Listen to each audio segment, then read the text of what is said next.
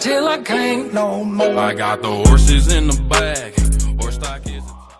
Alright guys, so today I'm going to be showing you a really cool card trick. I ended up seeing this trick, it was on YouTube, and on the right hand side where it says recommended videos, this video popped up there, and the title was probably the world's best card trick, and obviously I had to look at it. And I'll be honest with you, it definitely wasn't the best card trick. It was pretty cool, but it wasn't the best. But anyways guys, I'll show you the performance and then obviously show you guys how to do it as well. Alright, so here's how you would start off the trick. You could go ahead and have the spectator pick any card they want to.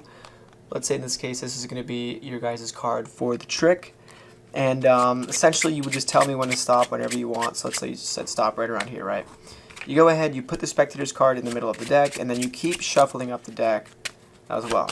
Alright, so in the performance, when the kid does the trick, he basically just keeps doing an overhand shuffle a whole bunch of times, and then the spectator tells him when to stop, but he does this really cool hot shot move that I can't do. So I'm going to do a little bit of a different ending.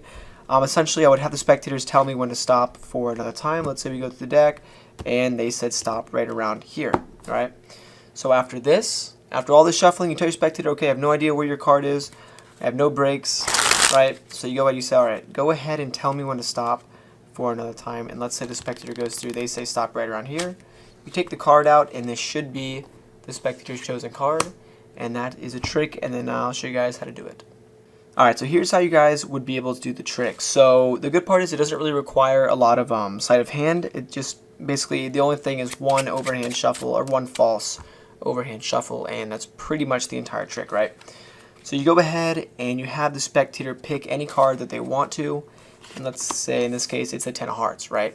So you go ahead and what you do is tell your spectator to tell you when to stop, and all you're doing is a regular overhand shuffle. And the moment they tell you to stop, I'll leave the card right here. You're doing a, all you have to do is control this card to the top, right? But you're making it look like you're shuffling it back into the deck. So all you do is right after you place their card in the middle of the deck, you take one more card and you purposely out jog it. As you guys can see, it's farther out than the rest of the cards, and then you can just do the rest, complete the rest of the cards. And then what you do, you can continue to overhand shuffle the cards to make it look like the cards are kind of leaning in this direction. That way they can't see from the top that you actually have this out jog card right here. So right above this out jog, all you have to do is take your thumb and your middle finger, push up into the card, and then close the grip, and that's going to cause the deck to form a break right here. And all you do is pick up from the break, and that's going to be how you bring the spectator's card to the top. So in real time, you have the spectator's card, they go ahead, they say stop. Let's say they said stop right around here. You go ahead, you take their card, and you go ahead and leave a nice little out jog card like this, and just like that, you brought their card to the top. Now the next step is to bring it to the bottom. All you have to do is pull off the top card and then continue shuffling like normal. And then from here, you do a bunch of bottom retention overhand shuffles, keeping that card on the bottom. So essentially, once you're in this position, once you've controlled that card to the bottom, all you gotta do is hold on to it with the pads of these 3 bottom fingers of the overhand shuffle.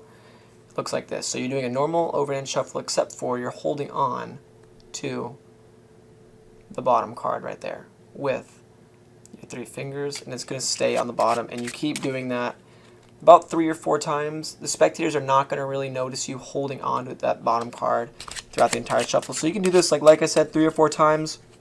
And at this point in the trick, in the performance of the actual video, the kid says, go ahead and tell me when to stop again, and then he does a hot shot, which, like I said, guys, I can't do personally, so I just did a slip force.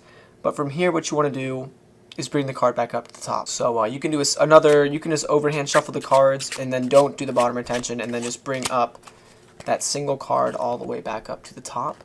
And then what I did in the performance was a slip force. Essentially, with their card being on top, you make it look like you're grabbing a card from the middle, but in reality, all you're doing is just grabbing the top card, and it looks like it came from the middle. So I'll leave a link on the screen so you guys can learn how to do that.